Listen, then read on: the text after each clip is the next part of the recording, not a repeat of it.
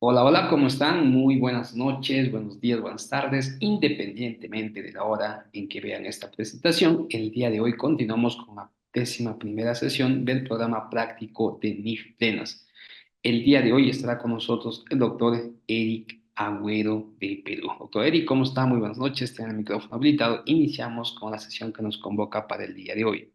¿Qué tal? Buenas noches con todos. Espero que todos estén bien. A ver, el día de hoy vamos a tocar una NIF que es muy importante porque creo que es aplicable a todas las entidades, ya sea el rubro que tengan, ¿no? Esta norma es la relacionada con ingresos de actividades ordinarias. Y ahorita voy a compartir mi pantalla. Bueno, como su norma lo dice, o como su nombre lo dice, la NIF 15 es una norma relacionada a los ingresos de actividades ordinarias procedentes de contratos con clientes. El principal objetivo de lo que busca o los antecedentes de la norma son, en este caso, hubo o se efectuó la derogación de varias normas que anteriormente recogían este tipo de conceptos, los cuales son la NIC 18, no sé si algunos, y me acuerdo que en el chat en algún momento la mencionaban, la NIC 11 que era contratos de construcción, NIC 18 que principalmente hablaba sobre sí, que hablaba sobre eh, la transferencia de riesgos y beneficios, ¿de acuerdo? Eh, Después, bueno, la CINIF 13 que ya hablaba específicamente sobre programas de fidelización de clientes, algunos acuerdos para la construcción de cliente que estaba mencionado en la CINIF 15, la CINIF 18 que era muy recurrente en entidades del sector de distribución de energía y la CIF 31 que hablaba sobre permutas de servicios de publicidad. Todas estas normas han sido reemplazadas, fueron reemplazadas con la entrada en vigencia de la NIF 18 que se dio, que si bien es cierto, se emitió en mayo de 2014, entró en vigencia a partir del 1 de enero de 2018 y se permitía en su momento la adopción anticipada siempre y cuando se efectúen las revelaciones. De acuerdo, esos fueron los antecedentes. ¿Cuál fue el objetivo o cuál es el objetivo de esta norma? Es establecer los principios que una entidad debe aplicar primero, para el adecuado reconocimiento de sus ingresos. Segundo, para la presentación útil sobre la naturaleza de cada uno de sus tipos de ingresos, así como la determinación de los importes y el momento en el que se reconocen. Y en caso exista algún tipo de grado de incertidumbre, cómo este grado de incertidumbre se refleja dentro del reconocimiento de los ingresos. Como les mencionaba, principalmente está relacionado con los ingresos de actividades ordinarias. ¿Pueden, Eric, ¿pueden haber otro tipo de ingresos? Sí, se tienen que evaluar si es que ese otros tipos de ingresos entran dentro del alcance de esta norma, ¿de acuerdo? Ahí van a ver unas precisiones de cuáles son los ingresos que no se mencionan o no están dentro de este alcance de la norma. Y muy importante mencionar, inclusive como les decía, el nombre de la norma menciona, o dentro del nombre de la norma se menciona que son ingresos de actividades ordinarias que surgen de un contrato con clientes. Entonces, en su momento, todo el mundo pensó que se necesitaba que se tengan contratos suscritos, contratos físicos. Recuerden que esto es una época, o cuando se emitió la norma y entró en vigencia, era una etapa prepandemia en la que muchos de las transacciones y de los procedimientos se hacían eh, en físico. Actualmente ya, y fruto de la pandemia, se aceleró mucho el tema del uso de documentos electrónicos, pero de alguna otra forma lo que buscaba también la norma era formalizar los acuerdos que se tiene con los clientes, de tal forma que en algún documento se puedan plasmar cuáles son los compromisos que la compañía se acuerda entregar a sus clientes. Por eso hace mención a contrato con clientes. Igual hay algunas definiciones en la norma, vamos a hacer, esa parte es muy, muy teórica para que sobre eso comencemos a hacer ya los temas prácticos. Sí, igual del transcurso vamos a poner algunos ejemplos y lo que sí busco es bastante su participación. Eh, de acuerdo, entonces, no, como les mencionaba, el tema del reconocimiento de los ingresos principalmente hablaba eh, eh, y se mencionaba en la norma era que los ingresos que surjan de contratos con clientes.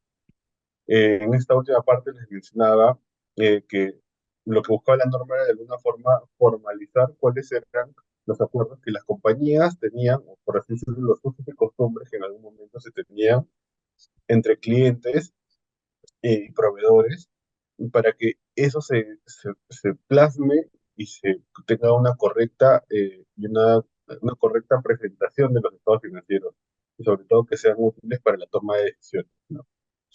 El principio básico, bueno, les mencionaba que era que esta norma está relacionada con ingresos, todas las compañías tienen este tipo de ingresos, y es que se busca que se refleje cuál es la contraprestación por cada uno de las, vamos a introducir este término que es muy importante, y quiero que tomen nota o que recuerden, obligaciones de desempeño.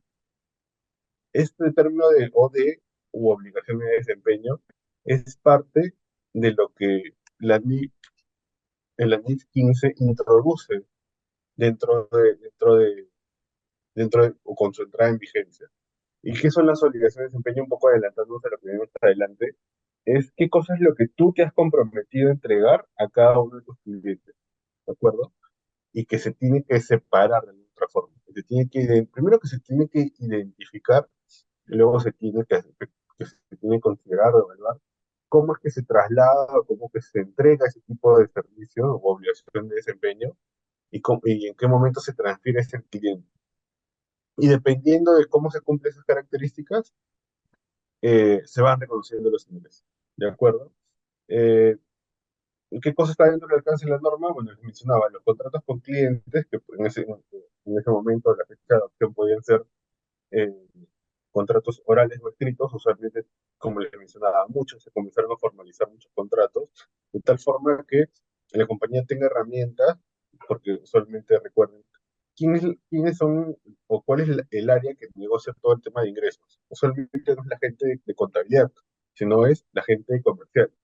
Y no sé si les ha pasado que usualmente las personas de comercial, por vender, se ponen muy creativos y comienzan a diseñar productos empaquetados, por así decirlo. Que era así, me compras esto y te doy esto adicional, y esto adicional, y esto adicional, con tal de lograr una venta. Entonces, el espíritu de la norma es que todos esos compromisos adicionales, o mejor denominados obligaciones de desempeño, que de alguna otra forma no se establecían o no era fácil la identificación, se puedan medir de forma adecuada, de tal forma que también sean comparativos unos estados financieros con otros. Recuerden que ese es el principal objetivo de las NIF en general. ¿Y qué cosa está también dentro del alcance de la norma? La venta de algunos activos no financieros. ¿Ya? ¿Qué cosa está fuera del alcance? O sea, recordemos que esta es una norma universal, por así decirlo, que les mencionaba, que está relacionada con ingresos, pero los ingresos de arrendamientos no están incluidos dentro de esta norma. Hay una norma específica que es la NIS 16, que se va a ver más adelante. La de contratos de seguros, que es la NIS 17, que entró en vigencia a partir del 1 de enero del 24. Los ingresos por contratos de servicios financieros están establecidos bajo otra norma que es la NIS 9. Ciertas transacciones no monetarias que se evalúan dentro de la NIS 21, y ya algunos acuerdos con más complejos que son opciones o put options de acuerdos de compra de venta, y el reconocimiento de intereses e ingresos por dividendos que tampoco son abordados en esta norma. De acuerdo, considerando esta premisa, qué cosa es lo que está fuera del alcance, vamos a continuar con cuáles son las definiciones. Y recuerden, ya nos adelantamos a alguno de los, al término principal que está establecido dentro de esta norma. Lo primero, un contrato. ¿Cuál es la definición de contrato según la norma? Un contrato es un acuerdo, recuerden que puede ser oral o escrito, la norma no precisa cuál puede ser, entonces se permiten ambos, usualmente se da mayor peso a los escritos porque nuevamente se describe textualmente cuáles son las obligaciones de desempeño y cuáles son los compromisos que tiene una compañía a entregar a su cliente. Es que un contrato que tiene dos o más partes, que crea derechos y obligaciones. ¿De acuerdo? Ese es un concepto muy legal, por así decirlo. Después, Ok, claro. eh, después nacen cuáles son los activos del contrato. bueno, se crean estos dos nuevos términos, activos y pasivos del contrato. ¿De acuerdo? En el caso de los activos del contrato corresponden al derecho que una entidad tiene a una fecha determinada relacionada con los bienes o servicios que haya brindado, pero que todavía no han sido facturados, por así decirlo, y que cuyo derecho de cobro está condicionado a algo diferente al paso del tiempo. Por ejemplo, y el ejemplo más clásico de esto es, no sé si ustedes recuerden que pueden haber servicios no facturados a una fecha determinada. De acuerdo a eso, la norma le llama activos del contrato. ¿Por qué? Porque tú ya, desde el punto de vista de la compañía, ha cumplido con todos los requisitos que tenía o que tenía que cumplir a una fecha determinada y por lo tanto reconoce un ingreso. Sin embargo, está en su derecho de exigir el cobro, pero todavía no ha completado el proceso de facturación que es usualmente el que te genera o el que cierra el proceso de reconocimiento de ingresos y por lo tanto es cobro. ¿De acuerdo? Entonces, si en algunas partes van a haber cuentas por cobrar comerciales y activos del contrato o dentro del rubro de cuentas por cobrar comerciales, un concepto que se llame activos del contrato, eso está asociado principalmente a ingresos que se hayan reconocido a una fecha determinada, pero que generalmente son porque falta facturar. Principalmente ese es el concepto para que no se hagan mayor problemas sobre el contrato. Igual, si es que hay una definición adicional sobre qué cosas son activos del contrato, eso debería estar revelado en las notas de los estados financieros. El segundo concepto, o perdón, el tercer concepto que se menciona en esta norma y que es importante, es el de pasivos del contrato. ¿Ya? Pasivos del contrato principalmente hace referencia a lo que en algún momento, no sé si ustedes se acuerdan, eh, los denominamos o ingresos diferidos o eh, anticipos de clientes, ¿sí? Recuerden que en algunas veces, la compañía recibe dinero anticipado para garantizar una venta o hacia un cliente o por un pedido grande, la compañía recibe cierto tipo de transacción monetaria y por la cual reconoce un anticipo de cliente. Y que en algunos casos, o anteriormente, antes de la entrada de las NIF usualmente, y sobre todo con la entrada en vigencia de la NIF 15, a este concepto de ingresos diferidos o anticipos de clientes, eh, se le cambia de nombre y se le denomina pasivos del contrato, ¿ya? Principalmente, ¿qué cosa es? Es la obligación que una entidad tiene de transferir bienes o servicios hacia un cliente, que es lo que les comentaba. Después, bueno, viene la definición de cliente, que es la contraparte, por así decirlo, la que va a obtener los bienes y servicios a los cuales que son resultado de las actividades ordinarias de la compañía, obviamente a cambio de una contraprestación. Posteriormente se habla también los tipos de contraprestaciones. Por eso estamos haciendo énfasis en bastantes en los puntos de, de la literatura para que se puedan entender los demás ejercicios. ¿De acuerdo? Y los ingresos, ¿qué cosas son? Los ingresos son los incrementos de los beneficios económicos producidos a lo largo del periodo contable, ya sea en un momento determinado o a lo largo del tiempo, que se materializan en forma de entradas de activos o incrementos de activos, disminución de pasivos, o que finalmente incrementan el patrimonio de una compañía y que no están relacionados con aportes directos de propietarios o de accionistas. Y, y el concepto principal que era el que les mencionaba, que es una OD u obligación de desempeño, ¿qué cosa es?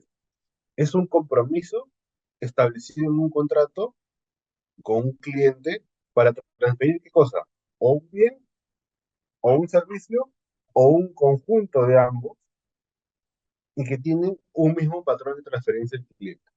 ¿Por qué esto es importante?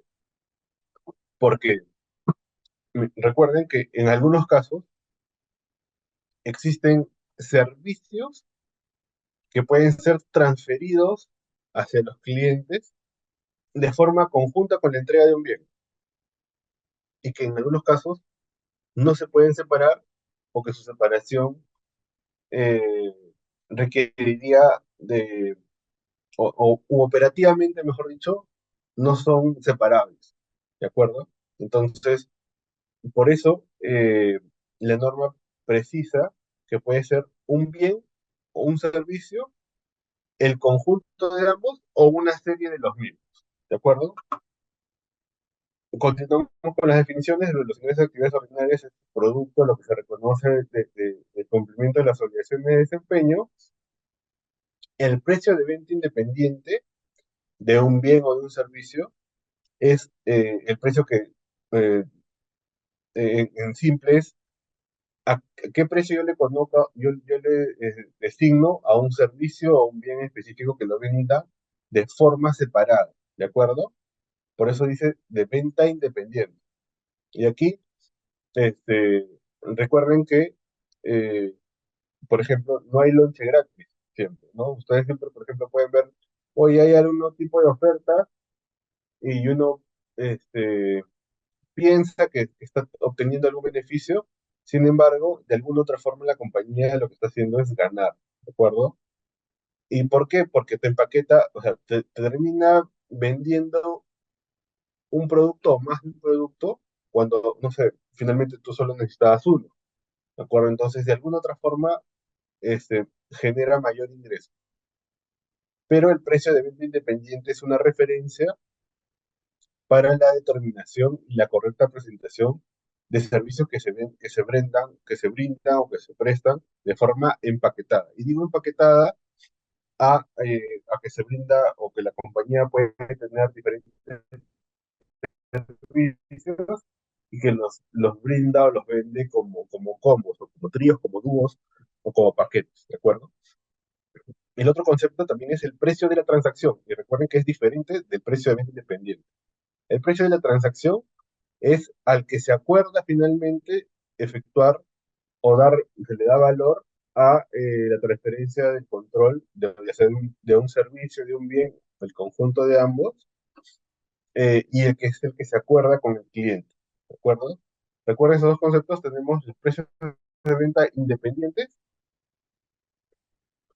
los precios de venta independientes, ya sea de un bien o servicio de forma individual, o, y el precio de la transacción, que es el que se acuerda con el cliente. Y acá venimos a los famosos 5 pasos. Ya este es el reconocimiento y esto es otro de los cambios grandes y sustanciales que introduce la NIF 15 para el reconocimiento de los ingresos con clientes. Menciona textualmente, y acá pueden revisar estos 5 pasos y se tienen que cumplir los 5. ¿De acuerdo? Recuerden, se tienen que cumplir los 5 para que puedas reconocer el ingreso de actividades ordinarias. Eric, consulta. Si incumplo alguno, ¿se puede generar un ingreso? No. No se cumplen los requisitos, por lo tanto, esa transacción no calificaría como ingreso de actividad ordinaria. ¿Qué tengo que hacer para solucionarlo? Buscar la forma de cumplir con cada uno de los pasos. Ya, y a medida que les voy a ir contando o describiendo cada uno de los pasos, les voy a ir contando algunos ejemplos que he tenido como experiencia y que se les puedo trasladar para que ustedes también lo tengan mapeado. Igual, si quieren una consulta, también por favor no duden en incluirla o abrir el micro para que todos podamos aprender. ¿De acuerdo? ¿Cuál es el paso uno? El paso uno es la identificación del o los contratos con clientes. Entonces, como les mencionaba, como parte de las definiciones, lo primero que cosa es definir si es que existe o no un contrato. Tú tienes un acuerdo con un cliente, ¿es un contrato? Sí, califica como un contrato. ¿Cuál es la característica de que existe un contrato? Es que tienes derechos y obligaciones. Si tienes ambos, eso es un contrato, ¿de acuerdo? ¿Cuál es el siguiente paso? Es la identificación de las obligaciones de desempeño, que están incluidas dentro del contrato, o sea, que se derivan del contrato que has suscrito inicialmente, ¿de acuerdo? Entonces ahí puedes identificar una, dos, tres, cuatro, cinco, X cantidad de obligaciones de desempeño que posteriormente también las puedes agrupar considerando su tipo de transferencia hacia el cliente. Si, por ejemplo, yo soy una empresa que se dedica a, a vender repuestos. Y dentro del contrato que tengo de venta de repuestos, tengo los repuestos tipo A, B, C, D. Oye, yo puedo sobreocuparlos y mi obligación de desempeño no es la entrega de un producto en específico o de un repuesto en específico, sino es, en general, la venta de repuestos, ¿de acuerdo? Entonces, ahí sería una sola obligación de desempeño, ¿sí? Y no se considera obligación de desempeño por cada ítem, ¿no? O por cada producto, siempre y cuando tenga un patrón de reconocimiento diferente. Por ejemplo, si yo me comprometo con mi cliente a venderle, es diferente que yo diga, te voy a vender un repuesto en un día específico, a que te diga, durante un año yo te voy a vender repuestos a medida que tú me lo solicites. En ambos casos puede tratarse del mismo repuesto, pero la condición que genera la transferencia de control va a ser diferente. Entonces, por eso es importante identificar cuáles son las obligaciones de desempeño. El tercer paso es, una vez que yo he identificado las obligaciones de desempeño, se tiene que determinar el precio de la transacción. ¿Y cómo determina el precio de la transacción? O sea, si tienes una sola obligación de desempeño, usualmente es directamente atribuible a esa única obligación de desempeño. ¿Ya? Pero si tienes más de una obligación de desempeño, la norma establece inclusive dos métodos para poder determinar la forma adecuada de la presentación de los ingresos, presentación y reconocimiento de ambos ingresos. El paso 4 es la asignación del precio de la transacción entre las obligaciones de desempeño, que era lo que les mencionaba. Y el paso 5 ya es el reconocimiento del ingreso cuando la entidad satisface las obligaciones de desempeño o ha transferido el control. ¿De acuerdo? No sé si hasta ahí alguien tiene una consulta. Igual yo voy a ir pasando y cualquier tema, por favor, tengas la libertad de escribirlo o plantearnos consulta. Dentro de cada paso, asimismo, hay una serie de requisitos. Por ejemplo, dentro del paso uno o subrequisitos, por así decirlo. Dentro del paso uno de identificación del contrato con clientes, está lo primero, identificación del contrato. Combinación de contratos. ¿Qué hace referencia a combinación de contratos? Es, si yo tengo contratos de similares características de productos o de obligaciones de desempeño, que tengan similares periodicidades de transferencia de control, la norma te dice, oye, los puedes agrupar. O sea, supongamos, yo me dedico a vender autos, yo no tengo que crear obligaciones de desempeño por cada modelo de auto que vendo, ¿de acuerdo? ¿Por qué? Porque los contratos son generales. Ah, ok. Bueno, si son generales, ninguno tiene una especificación o una diferencia sustancial, los puedo agrupar, sí, los puedo agrupar y puedo determinar un solo tipo de contrato y una sola forma en la que se transfiere el control bajo el esquema del contrato que estoy viendo. También la norma menciona cuando existen modificaciones al contrato. Y esto es muy importante saber por qué. Porque las modificaciones al contrato pueden causar que un contrato que se está brindando un servicio se detenga o se pause el reconocimiento de los ingresos por un tiempo determinado. La segunda opción es que, bueno, luego que se reanude, se continúa brindando el servicio y reconociendo el ingreso. Y en un caso extremo, una modificación del contrato puede generar que inclusive se haga una pausa al contrato y se considere que el nuevo inicio del contrato desde la fecha de modificación hacia adelante y lo que queda del contrato sea considerado un contrato nuevo o diferente. ¿De acuerdo? Y el punto 4 de la identificación de un contrato con el cliente menciona la norma que es la probabilidad de cobro. ¿Y a qué hace referencia esta probabilidad de cobro? Y eso sí es bien importante, porque en algún momento este, me pasó con una industria, ahora les voy a contar, es que previo, previo a la prestación del servicio, yo creo que todos o todas las compañías que brindan servicios hacen una evaluación